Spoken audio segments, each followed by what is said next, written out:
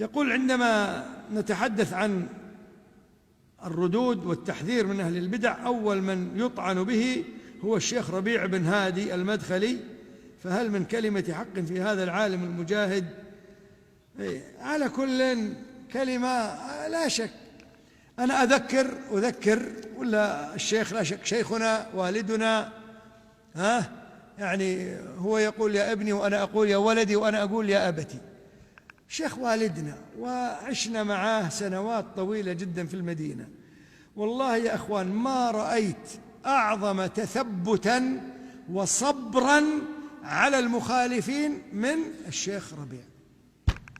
يعني أحد المشهورين ولعلي أسميه عبد الرحمن عبد الخالق، وزميله كان 10 سنوات كل سنة يخلو به ويقول له يا عبد الرحمن هذا يطلع له كل الأوراق.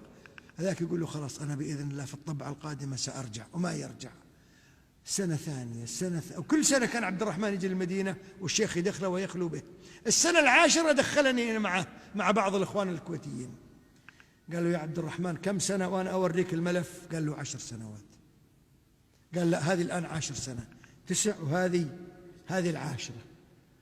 قال له الآن إذا ما رجعت عن هذه الأخطاء سأستأذن والدنا الشيخ عبد العزيز بن باز، وأستأذن والدنا الشيخ محمد بن عبد الوهاب البنا رحمه الله في جدة، وقال يقينا سيأذنون لي، ثم سأنشر الرد عليك نشرا، لأنك أنت نشرت الكتب في كل مكان في الدنيا توزعونها توزيعا.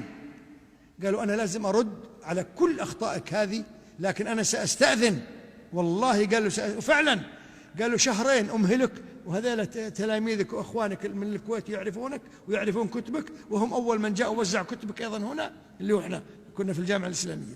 فقال له أمهلك 2 شهر فقط، إن رجعت وأعلنت الرجوع كان بها، وإلا قال سأطير. وفعلا ما كمل 2 شهرين وشوي راح للشيخ عبد العزيز، راح للشيخ محمد بن الأول، ثم نشر الردود وبدأ يرد على أخطاء عبد الرحمن. يا إخوان 10 سنوات والله الذي لا إله إلا هو.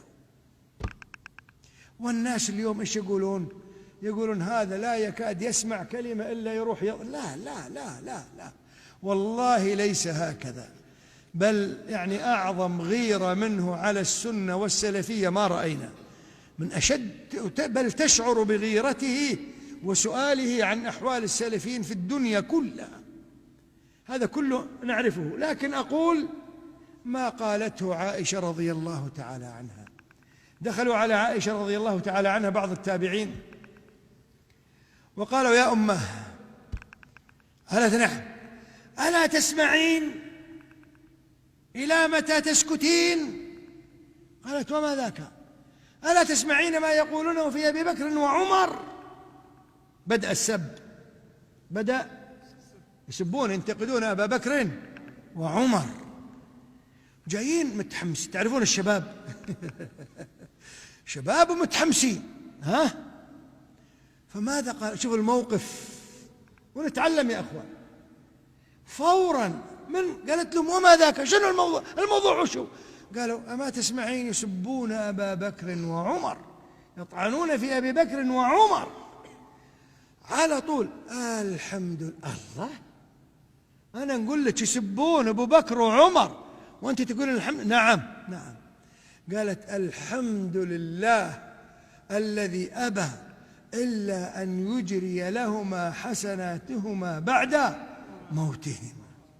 شوفوا العلم، شوفوا الفقه يا أخوان. فإحنا نقول يعني قبل الشيخ ربيع طعنوا في الشيخ عبد العزيز ولا لا؟ طعنوا في الشيخ محمد أمان. أما الشيخ محمد أمان فقد ناله الحظ الأكبر والنصيب الأعظم في السب والشتم، بل كانوا يقولون أن الشيخ محمد أمان 3 نجوم، إيش يسمونه؟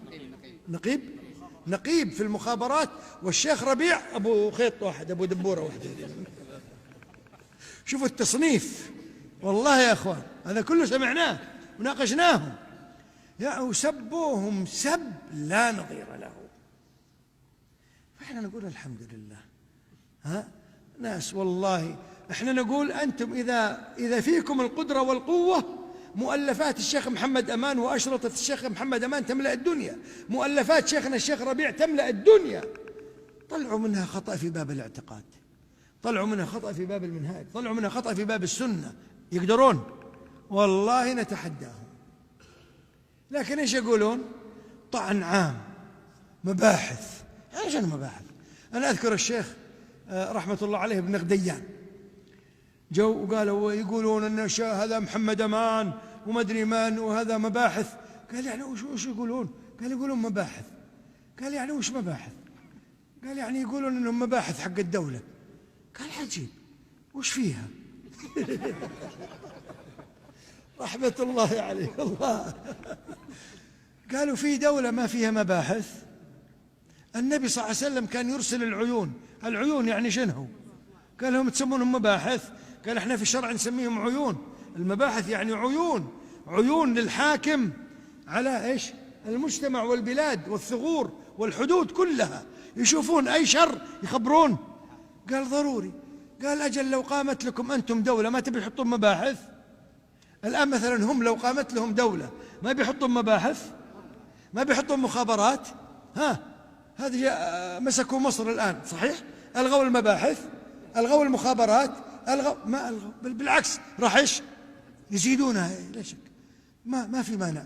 والله إذا كانوا مباحث حق مثل الدولة اللي تحكم بشرع الله في السعودية، اللي إيران والدول أهل البدع وأهل الكفر كلهم ضدها، مرحبا بالمباحث يا شيخ. قال الشيخ وش فيها؟ الله يا إخوان، احنا دائما كنا نقول لا ما هم مباحث. الشيخ قال وش فيها؟ وش يعني مباحث؟ وش فيها؟ حقيقة وش فيها؟ نعم.